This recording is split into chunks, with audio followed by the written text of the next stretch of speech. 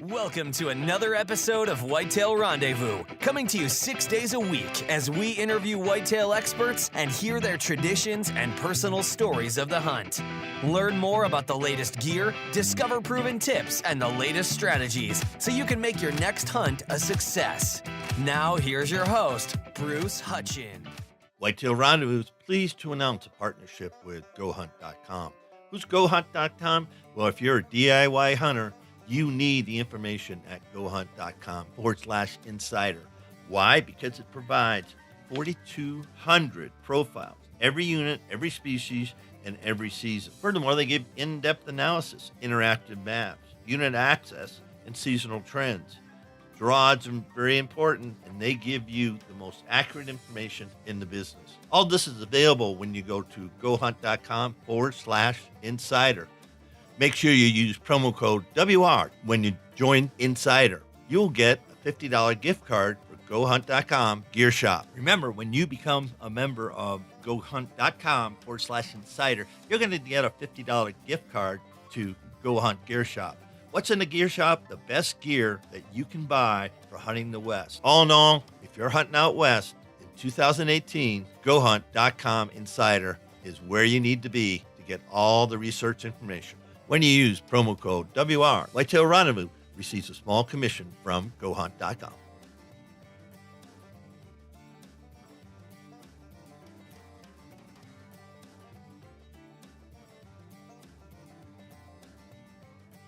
Welcome to the final segment of Land Management, Land and Legacy, presented by Whitetail Rendezvous. And I'm here with the one of the owners, Matt Dye. He and Adam Keith own Land and Legacy. And we're going to talk about the plan. The first segment. If you haven't listened to it, listen to it at whitetailrendezvous.com.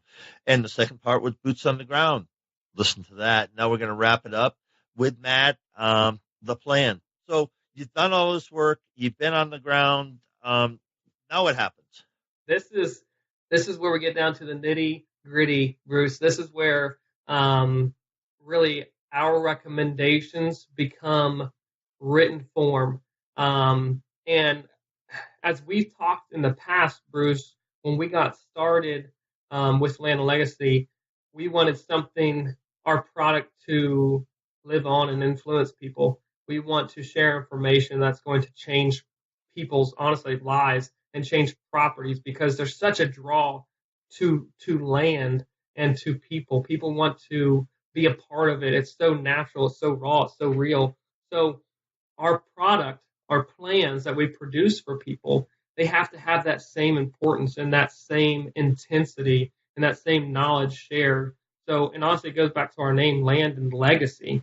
There's a legacy that needs to carry on with each ownership of a property. You know, property changes faces. It wears different hats through over time and different years. But one question we like to always ask is, if you were to walk away from your property right now, what would change? What would the next landowner say about it? What would the next landowner say about you as the previous landowner? Would they be happy that you owned it? Would they be sad that you owned it? Would they, what would their thoughts be about you as a landowner? And that could be your kids. That could, again, be a completely different guy from out of state.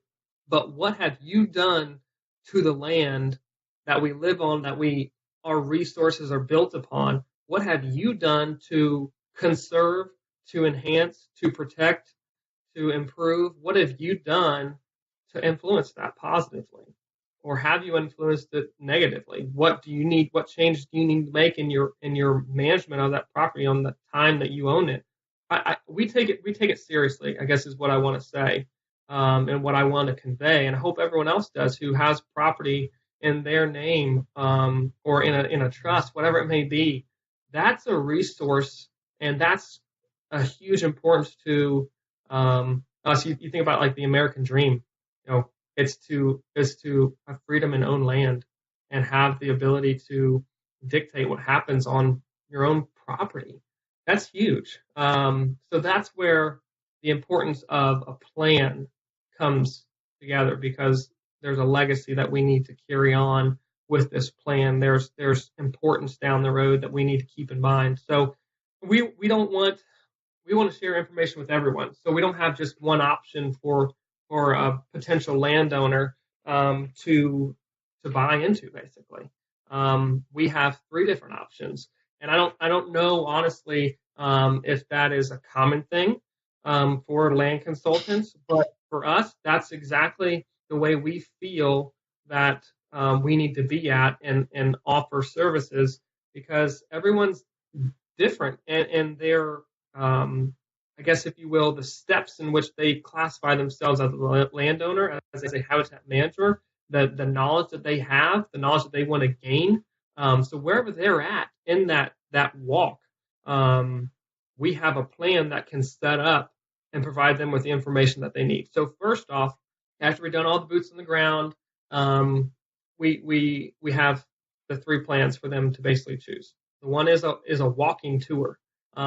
This walking tour is pretty simple. It's exactly what it sounds like. We don't have a fancy name for it, but we come to the property, we walk it with you, we spend as much time with you on that property as you need, and basically it's on your shoulders to take notes, to get the information that we talk about in the field for you to implement. So whether it's another guy that you have, maybe it's your brother who owns the property with you, he's there taking notes as we're touring around the property. And then we sit down once we're done over a map with you and simply annotate a hard copy map of that property. And we find that this management plan is best for people who are just kind of getting started, entry level.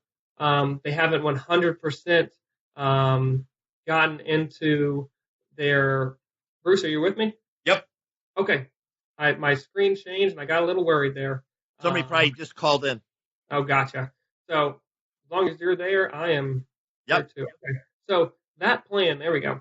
That plan is for the person who has got a note taker with them, or they can take notes on the way, or they're just getting started into this property management and they kind of want a taste, or it's a smaller property and they may not have let's just say the resources to be able to pay for a full plan. So this is going to get them started to get them actively working their property, or it's actually a client who's hired us before and they have multiple properties and they want a full plan on this property, a full plan on that property, but this one they're okay with just a walking tour because they'll get a lot of the information from a full plan that they can kind of correlate and use on this property. So again, no matter where you're at on the spectrum, this plan could fit your needs. Secondly, we have a hybrid consultation. This consultation is honestly probably one of the more popular consultations that we do because through our podcast and through other resources that are out there, those people who listen to the podcast have existing knowledge of habitat management. There are ones out there who are actively working their property and doing that sort of thing. So when they hire us, this hybrid plan is simply, in layman's terms, the Cliff Notes version of our full plan. So if we get to a property and they've requested a hybrid plan, then Land and Legacy is going to produce for them 5 to 7 pages of basically the how and the what for them to basically implement their property on their property. And then we create a custom map for them. And now we've gotten to the point where we've been able to team up with Huntera, and our recommendations that we make on our custom maps can then be overlaid on their really high quality maps and printable version of the map.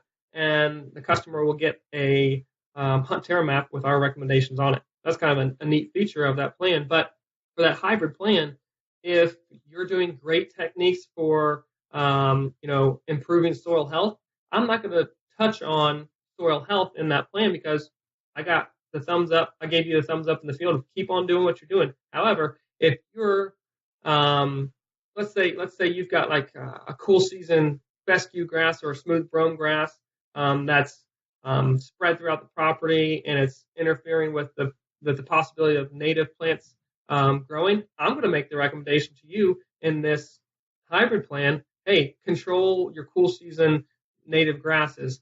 Here's how to do it. Here's when to do it. and here's what to do. And your result is going to be this. And so it's a very clean, short, to the point section on exactly what you need to do, whether it's sanctuary placement or establishment, whether it's a even down to the point of, hey, your trail cameras are in places where they shouldn't be. You're interfering with the natural flow. You're disturbing too much of an area. I'm going to put that into a hybrid plan.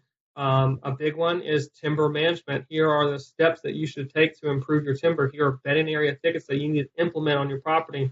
Here's how you do it. Here's where you do it. And here's when you do it. And then it could be prescribed fire, or it could be invasive species management. That's a huge topic now. People are starting to see and get aware of invasive species on their property. So we're going to point those out in the field, and then we're going to tell you in the hybrid plan, that Cliff Notes version, hey, you have this on the property. Here's how you control it. Here's when you control it. Make sure you get out there and do it. So that's the hybrid plan. Again, that comes with the custom map. Usually it's 2 or 3 maps. It's a hunting map, it's a management map, and it's a burn units map. And then you have the option of that Hunt Terra map as well. Then we step up into the Land and Legacy full management plan. And that is the Cadillac version of information and knowledge for your specific property. We write 20 to 25 pages of property specific notes, of topics, of areas that you need to work on. Those can be anywhere from soil improvement, food resources, native food resources, timber management, sanctuary development, water resources, trail camera placement or management, anywhere from invasive species control, prescribed fire, I didn't mention that one already, predator control. We're going to hit on all those topics and how each one of those needs to be implemented, or it's already implemented, but guides you through the how, the what, the when, the where, the why. All of that explained for one of those sections specifically for your property. So there's no question as to what to do, when to do it, how to do it. It's there in that plan. It can always go back and refer to in this plan. And this is a plan that honestly lives through that property.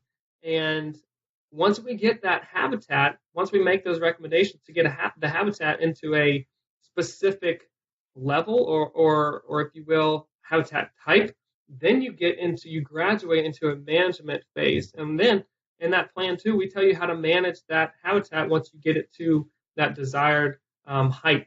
So there's not only the steps to take to get it where it needs to be, and then there's the steps to maintain it at where it's at. So really, this property isn't just, hey, here's for the next 3 years, you do what you need to do.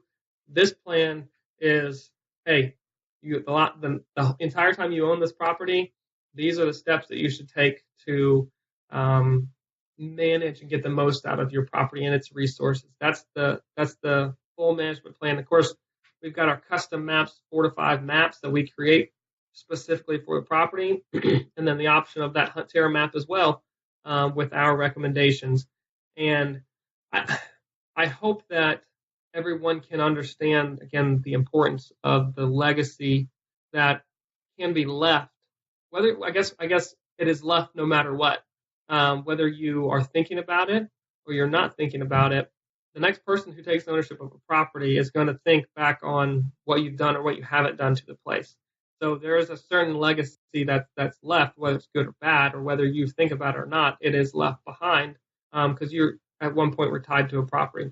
So that's why we take these plans seriously and try and offer something to everyone, no matter where they're at in the spectrum of land management. There's options for you, and I hope that we've been able to convey the importance of the right legacy to be left with land and the right management practices, and why overall land management is as important as I'm talking about it. I mean, Bruce, you understand the importance. You want to do a whole series of podcasts on land management. And this is weighty. This is something that if a landowner's got kids, he wants to pass it down in the right form in the right manner, make that land as productive as possible. We get those emails weekly. Hey, love what you guys are doing. I've got kids, and you guys are helping me to make my land the best that it can be. So when I'm dead and gone, well, that's not necessarily a sad thing, but when I'm dead and gone, I know that this resource is offered to my kids in the best state that it can be. I think if every parent, let's compare it to something else, if every parent was honest with themselves, that they'd say, hey, I don't want to leave my kids with a bunch of debt from my life. Well, if you're a landowner, you should offer the same thing and say, hey, I don't want to leave my kids with a property that's just kind of in shambles and not upkept. And what's their likely action if it is? Probably just to sell it and move on, just take the money and run. But if it's a resource, if it's alive, if it's productive, if it can be managed, if it's got resources that they want to introduce their kids to or hang on to, they're likely going to keep that going, through their lifetime too, and not just put it up for sale once you're gone. But it's important to understand that and understand the value of land ownership, and know, I guess, what's at stake with it, and I guess the responsibility that comes along with it. So that's our plans. That's what we offer with Land and Legacy. And, I think that's why we stand out among consultants, is the influence, the factors of why we make the recommendations we do, the services that we offer, and hopefully can convey the importance of the legacy and the responsibility that comes along with land ownership.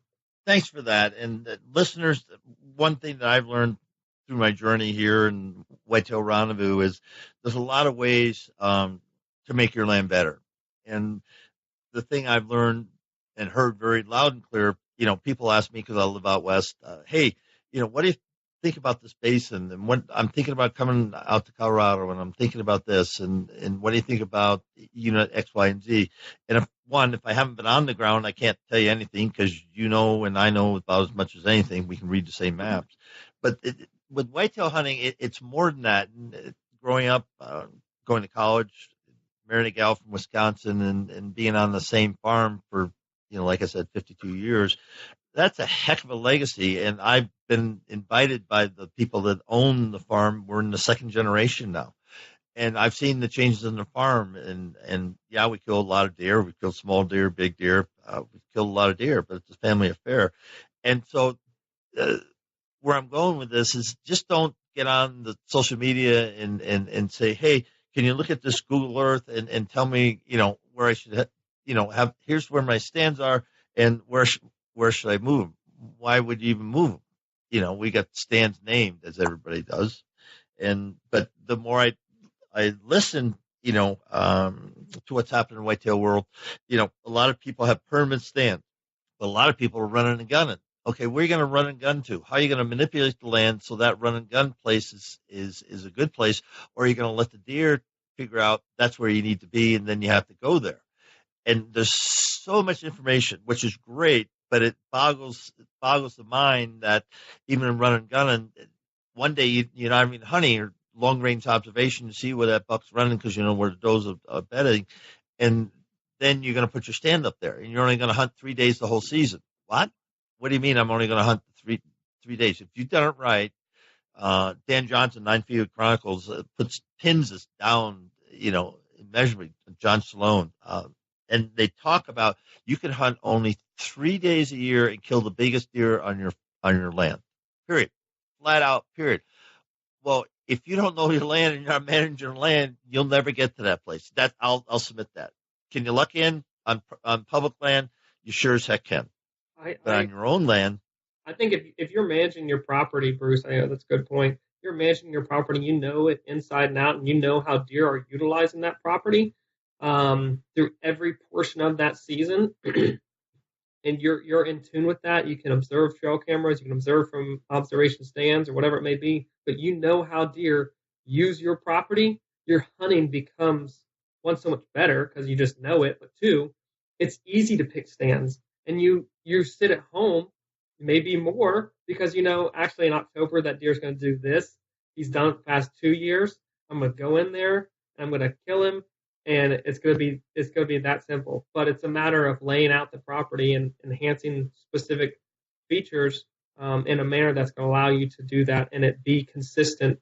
If you have a consistent property, if you have consistent cover, if you have consistent food resources, the only thing left for deer to do is become consistent, and that's what creates patterns. That's what creates better hunting, is consistency. But if you are having habitats that's constantly changing its security, you're not offering security throughout the property or portions of the property, the deer's not going to consistently bed there. So I don't know. It's just things that we need to think of as hunters. We want to be better hunters. Be consistent in what you're offering on your property, and the deer will respond in consistency and patterns that you want to capitalize on. Well, folks, I'm just going to wrap up the plan section. And again, Matt, how does somebody get in touch with you guys if they want to, follow up and ask some questions? Yeah, absolutely. If you guys are interested in consultations, questions, habitat, whatever it may be, you can email in at info@landandlegacy.tv, or you can find us on Facebook, Land and Legacy, and Instagram at Land and Legacy as well. We'd be happy to help, happy to answer questions, and get you started in the right path. So those are great resources. Don't be afraid to reach out, and we'd be, again, happy to help. Well, Matt, this is fun. I can't wait to get to your partner, Adam Keith, and talk about food plots. We'll be getting that scheduled. And folks, thanks for listening. And I hope I created more questions than I gave you answers. And that's one of the things that Whitetail Rendezvous, I want people to think about whitetail hunting and how to become better hunters. But even more than that, truly keep the hunting tradition alive, whatever that means to you, because it sure as heck means a lot to me and Matt. So with that, Matt Dye, Land and Legacy, thank you so much for being a participant in land management. You bet. Thank you for your time, Bruce. Hey, folks, a special edition of Whitetail Rendezvous is coming. I've asked 3 companies, Land and Legacy, Rackology, and Grandpa Ray Outdoors, to be part of a series on land management and food plots. So the next few episodes, about 18 of them, in fact, are going to be about either land management or food plots. Why? Because people have been asking me a lot of questions. So I went out and chatted with some guys, and Adam Keith and Matt Dye from Land and Legacy is joining the crew. And at Rackology, we have Jason Obermiller and Eric Fitzgerald. And rounding out the team is Grandpa Ray Outdoors with John O'Brien. Each of them is going to bring a different flavor on what is land management, what are food plots, why you need them, the pros and cons. So listen up to this next series, and I sure hope you like them. If you like them, let me know. If you don't like them, let me know what I can do better. Thanks. Thanks for joining us. Be sure to tune in tomorrow for another episode of Whitetail Rendezvous, where you can listen and learn from the experts so you can be more successful on your next hunt. Until next time, listen, learn, and succeed.